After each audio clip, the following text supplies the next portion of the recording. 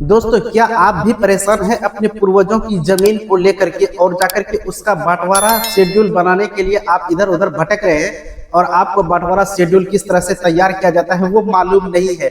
तो ये वीडियो आपके लिए ही है, क्योंकि इस वीडियो में हम आप लोगों को बंटवारा शेड्यूल बनाने का जेन्युइन तरीका क्या है और जाकर के उन बंटवारा शेड्यूल में किन किन बातों का ध्यान रखा जाता है, साथ ही साथ अगर वो बंटवारा शेड्यूल आप तैयार कर लेते हैं तो जब वो अंचल अधिकारी के पास जाएंगे यानी कि सीओ के पास जाएंगे तो आपका बंटवारा शेड्यूल एक्सेप्ट हो जाए, वहां से आप घूम करके ना आए, आप ऐसा बंटवारा शेड्यूल बनाएंगे। वीडियो शुरू करने से पहले आप लोगों से एक छोटी सी रिक्वेस्ट है कि ये वीडियो अगर आप अपने दोस्तों में ज्यादा से ज्यादा शेयर कर दें और आप इस YouTube चैनल को सब्सक्राइब कर लें तो हम आपके लिए बंटवारा शेड्यूल बनाने का स्टेप बाय स्टेप कॉपी पर लिख करके आप लोगों को हम बताने वाले हैं नेक्स्ट वीडियो में।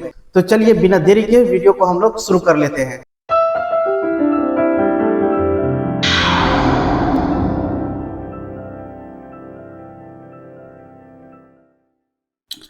तो देखिए दोस्तों, सबसे पहले हम जो यहाँ पे लिख देते हैं बंटवारा शेड्यूल बनाने के लिए आवश्यक दस्तावेज।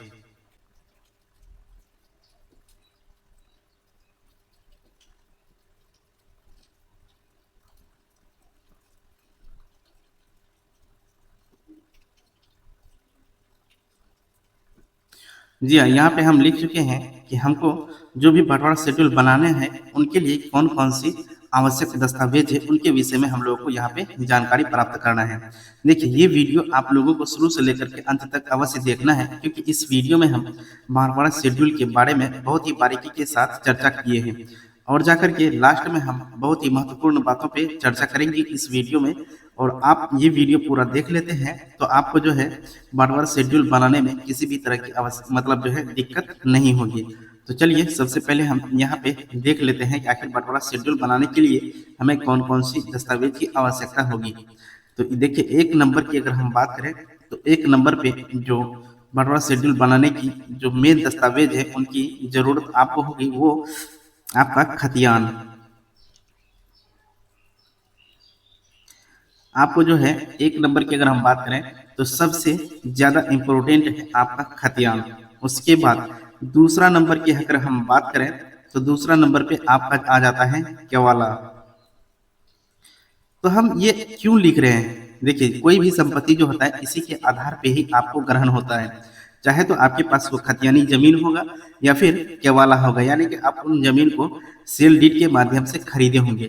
तो इसीलिए ये दोनों बहुत ही आवश्यक हो जाता है आपकी संपत्ति की बंटवारा शेड्यूल बनाने के लिए, क्योंकि आपको इसी के आधार पे जो है अपनी संपत्ति का जो है ब्यौरा दर्ज करना होगा बंटवारा शेड्यूल में। उसके बाद अगर हम बात करें तो तीसरा नंबर पे यहाँ पे लिखेंगे तीसरा नंबर, यहाँ पे फिर तीसरा नंबर में सबसे महत्वपूर्ण बात है आपका स्टाम्प।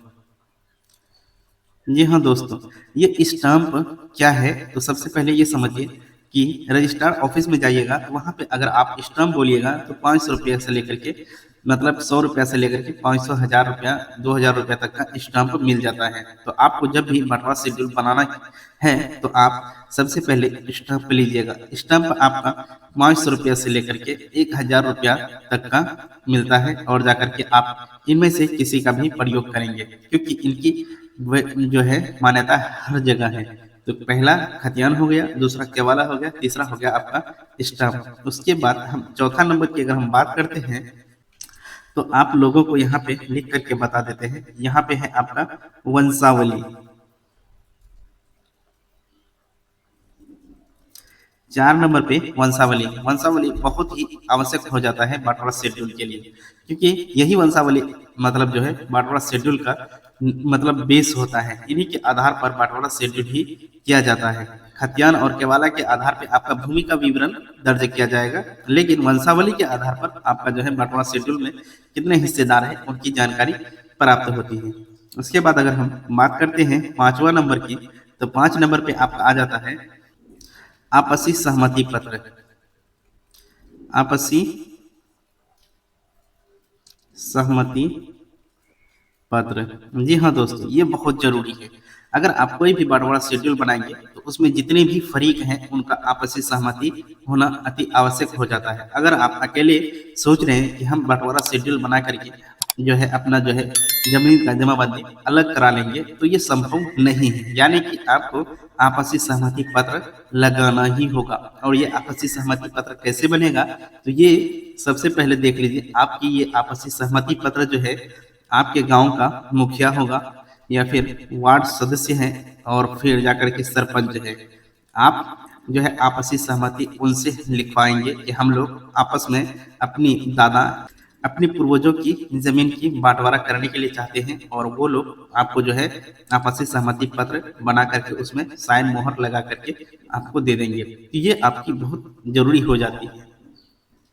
फिर अगर हम बात करते हैं तो इसमें आपका आ जाता है 6 नंबर वाली बात, जो कि बहुत ही महत्वपूर्ण है आज के समय में, आधार कार्ड। आधार कार्ड बंटवारा शेड्यूल में आधार कार्ड होना बहुत ही आवश्यक हो जाता है। इसका मेन कारण है कि आज के समय में जो भी काम आप करने के लिए जाएंगे तो आपको उसमें आधार कार्ड लगना अनिवार्य हो जाता है। यानी कि आधार कार्ड हर जगह मान्य है और जाकर के इसी का इस्तेमाल होता है। एक व्यक्ति का नाम जो है आधार कार्ड बिल्कुल जो है उसी के आधार पे अगर आप रखेंगे तो कहीं पे भी जाइएगा तो आपका आधार कार्ड ही मान्य होगा। यानी कि कुल मिलाकर के अभी तक हम लोग देखें कि बंटवारा शेड्यूल बनाने के लिए हम लोग को इतने दस्तावेज, यानी 6 प्रकार, जिसको बोलेंगे हम लोग 5 प्रकार का दस्तावेज आप लोगों के पास होना चाहिए, तब जाकर के आप किसी भी भूमि का बंटवारा शेड्यूल बना पाएंगे। जब यहाँ तक आप आ जाएंगे तो देखिए, सबसे पहले हम आपको बता दें कि इस वीडियो में हम आप लोगों को बंटवारा शेड्यूल में किन किन बातों को ध्यान में रखा जाता है वो बात बता रहे हैं। नेक्स्ट वीडियो जो आने वाला है उसमें हम आपको बंटवारा शेड्यूल में कौन कौन सी पॉइंट लिखा जाएगा उसके विषय में बताएंगे, और थर्ड पार्ट में हम बंटवारा शेड्यूल बनाने के लिए ही सिखाएंगे। तो ये आप समझिए कि ये जो बंटवारा शेड्यूल का हम लेकर के आए हुए हैं आप लोगों के लिए बहुत ही महत्वपूर्ण है। ये वीडियो आप लोगों को 2 से 3 दिन में बिल्कुल कंप्लीट मिल जाएगा। तो देखिए, यहाँ पे हम बात कर रहे थे क्या कि जब आप इस तरह से सब कुछ आप अवेलेबल हो जाएंगे आपके पास, तो आपको करना क्या होगा, खतियान का प्रकार चेक करना होगा। अब देखिए, खतियान की अगर हम प्रकार की अगर बात करें, यहाँ पे लिखते हैं खतियान की प्रकार।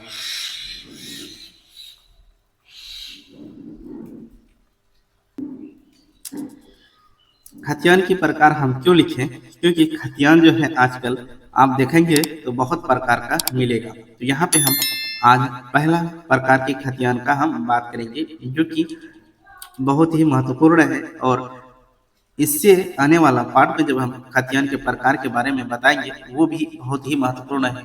ये आज की इस वीडियो में हम आपको बताएंगे एकल खतियान। एकल खतियान, जी हाँ दोस्तों, ये बहुत ही महत्वपूर्ण है। एकल खतियान का अर्थ आप लोग समझेंगे कि एकल खतियान में क्या होता है कि किसी एक ही व्यक्ति के नाम से वो खतियान रहता है, और जब वो मर जाता है तो उनके वारिस जो है 3 से 4 से 5 6 7 8 कितनों भी उनके औलाद हो सकते हैं, उनके बीच जो है बंटवारा शेड्यूल होना होता है।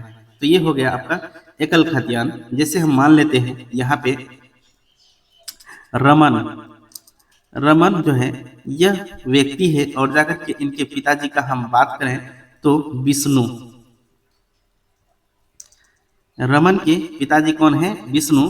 तो अब ये एकल खतियान जो बना था ये रमन के नाम से है, और रमन का पिताजी का नाम है विष्णु। अब देखिए यहाँ पे ये एकल खतियान है, तो मतलब इसमें एक ही व्यक्ति का नाम होगा।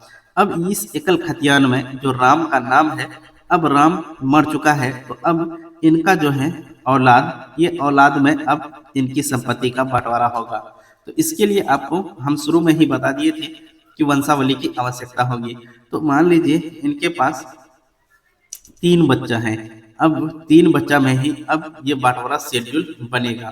तो ये बंटवारा शेड्यूल हम आगे के वीडियो में बताएंगे कि किस तरह से बनाया जाता है। आप लोग हमारे इस YouTube चैनल को अभी तक सब्सक्राइब नहीं किए हैं तो जल्द से जल्द इस YouTube चैनल को सब्सक्राइब कर लें, क्योंकि आपको इस YouTube चैनल के माध्यम से बहुत ही महत्वपूर्ण जानकारी मिलती है, जो कि शायद ही और किसी YouTube चैनल पर इस तरह से बारीकी के साथ आप लोगों को बताया जाता है।